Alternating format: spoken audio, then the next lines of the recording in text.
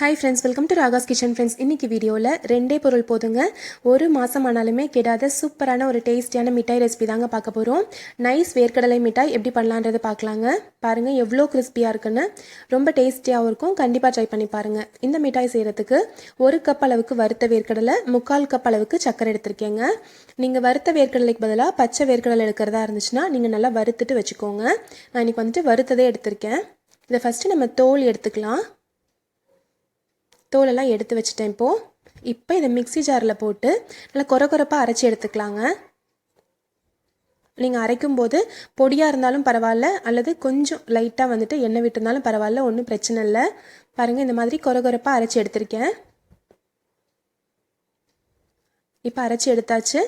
இப்போது ஒரு பிளேட் எடுத்துக்கோங்க. ஒரு தட்டுக்கு பின்னாடி பக்கம் கொஞ்சமாக எண்ணெய் தடவி விட்டுக்கோங்க. அதே மாதிரி நம்ம சப்பாத்தி தேய்க்கிறோம் இல்லைங்களா, அதுலேயும் கொஞ்சமாக எண்ணெய் தடவி விட்டுக்கோங்க. இது ரெடி பண்ணி வச்சுட்டு அதுக்கப்புறமா நம்ம மிட்டாய்க்கு ரெடி பண்ணலாம். இப்போ ஸ்டவ்வில் ஒரு வானலி வச்சுட்டு இதில் 3/4 கப் அளவுக்கு சர்க்கரையை போட்டுக்கலாங்க. தண்ணி எதுவும் சேர்க்காம மீடியம் ஃப்ளேம்லேயே வச்சு இதை வந்து கரைக்க போகிறோம். அதாவது கேரமெல்னு சொல்லுவாங்க. இந்த சூட்லேயே வந்து சர்க்கரையெல்லாம் நல்லா கரைஞ்சிரும். சர்க்கரையெல்லாம் உருக்கி நல்லா மெல்ட் ஆகி வரணுங்க. மீடியம் ஃப்ளேம்லேயே வச்சுக்கோங்க. அதிகமான தீயில வச்சிங்கன்னா சட்டுன்னு கரைஞ்சிரும். பாருங்கள், சர்க்கரையெல்லாம் உருக ஆரம்பிச்சிருச்சு. இந்த மாதிரி நல்லா கரைஞ்சி சர்க்கரை எதுவுமே தெரியாமல் இந்த அளவுக்கு நல்லா கரைஞ்சதும் லைட்டான ஒரு கோல்டன் ப்ரௌன் கலர் வந்ததும் ஸ்டவ் வந்து சிம்மில் வச்சுருங்க. சிம்மில் வச்சுட்டு இப்போ நம்ம அரைச்சி வச்சுருக்க வேர்க்கடலையை அதில் போட்டுக்கலாம். அரைச்ச வேர்க்கடலையும் சேர்த்து நல்லா கலந்து விட்டுக்கோங்க. கட்டி எதுவும் கட்டாத மாதிரி எல்லா பக்கமே ஒன்றா நல்லா கலந்து வர மாதிரி நல்லா மிக்ஸ் பண்ணிக்கோங்க. சிம்லையே வச்சு இந்த மாதிரி நல்லா கலந்து விடுங்க.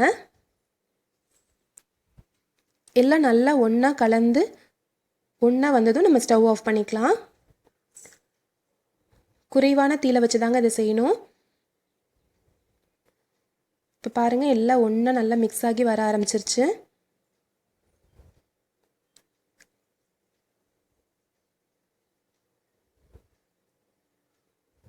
எல்லாம் ஒன்றா கலந்து வந்ததும் நம்ம ஸ்டவ் ஆஃப் பண்ணிடலாம்.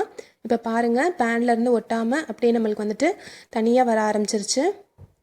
எல்லாம் ஒன்றாவும் மிக்ஸ் ஆயிடுச்சு, கட்டி எதுவும் இல்லாமல். இப்போ நம்ம ஸ்டவ் ஆஃப் பண்ணிடலாம்.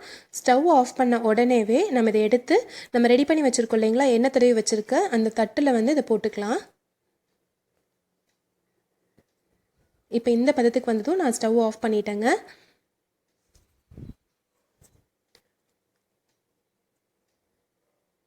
இப்போது நான் இதை எடுத்து இந்த தட்டில் வந்து போட்டுக்கிறேன். சூடாக இருக்கும்போதே செஞ்சுக்கோங்க, இல்லைன்னா சட்டுன்னு கட்டிப்பட்டுரும். நல்லா சூடாக இருக்கும்போதே இது எல்லாமே நம்ம செஞ்சிடணும். அதுக்காக தான் நம்ம ஏற்கனவே வந்து தட்டுலையும் குழவிலையும் வந்துட்டு நம்ம எண்ணெய் தடவி வச்சுருந்தோம்.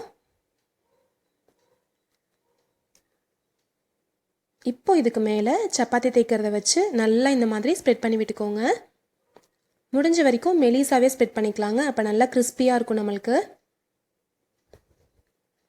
எண்ணெய் தடவி விட்டுருக்கனால கொஞ்சம் கூட ஒட்டாமல் ரொம்ப சுலபமாக வரும்.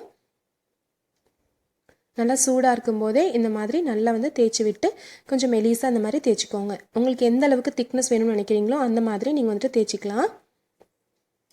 நான் நல்லா ஸ்ப்ரெட் பண்ணி விட்டுட்டேன்.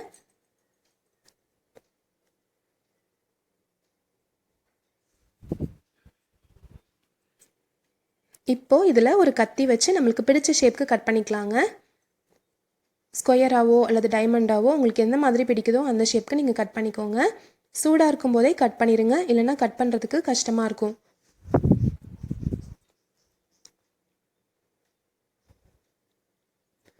நம்ம பெட்டிக்கடைகளெல்லாம் இந்த மிட்டாய் வந்து கண்டிப்பாக நீங்கள் வாங்கி சாப்பிட்ருப்பீங்க. நம்ம நிறைய பேருக்கு இது பிடிச்ச மிட்டாயாகவும் இருக்குங்க. சிக்கின்னு சொல்லுவாங்க. இதே ரெசிபி வந்துட்டு வெல்லத்தை யூஸ் பண்ணி கொஞ்சம் சாஃப்டாக எப்படி பண்ணுறதுன்றதை நான் ஏற்கனவே போஸ்ட் பண்ணியிருக்கேன். உங்களுக்கு வெல்லத்தில் எப்படி பண்ணணும்னு தெரியணும்னு நினச்சிங்கன்னா நீங்கள் வந்து நான் லிங்க் வந்து டிஸ்கிரிப்ஷனில் கொடுக்குறேன், நீங்கள் செக் பண்ணி பாருங்கள். இப்போ பாருங்கள், நம்ம கட் பண்ணியாச்சு. இது கொஞ்சம் சூடு ஆறுனதுக்கு அப்புறமா நம்ம வந்துட்டு எடுத்துடலாம். கொஞ்சம் லைட்டாக சூடு ஆறட்டும். கொஞ்சம் சூடு ஆறுனதுக்கு அப்புறமா நம்ம எடுத்தால் சரியாக இருக்கும். இப்போ இன்னும் கொஞ்சம் சூடு ஆறணுங்க. இது இன்னும் சாஃப்டாக தான் இருக்குது. இது கொஞ்சம் சூடு ஆறிடுச்சுன்னா நல்லா திக்காயிரும். கொஞ்சம் ஹார்டாயிரும், நல்லா கிறிஸ்பியாகவும் ஆயிரும். பாருங்கள், இப்போ எடுக்க ஈஸியாக வருது.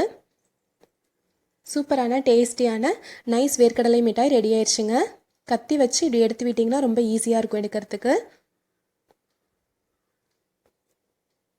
கண்டிப்பாக நீங்களும் இந்த மிட்டாய் ட்ரை பண்ணி பார்த்து எப்படி வந்துச்சுன்ற சொல்லுங்கள் ஃப்ரெண்ட்ஸ். ரொம்ப சுலபமாக இருக்கும். இந்த ரெசிபி உங்களுக்கு பிடிச்சிருக்குன்னு நினைக்கிறேங்க. பிடிச்சிருந்துச்சுன்னா நம்ம சேனல் ராகாஸ் கிச்சனில் ஒரு லைக் கொடுங்க, ஃப்ரெண்ட்ஸ் கூட ஷேர் பண்ணிக்கோங்க, சப்ஸ்கிரைப் பண்ணி வச்சுக்கோங்க. தேங்க்யூ.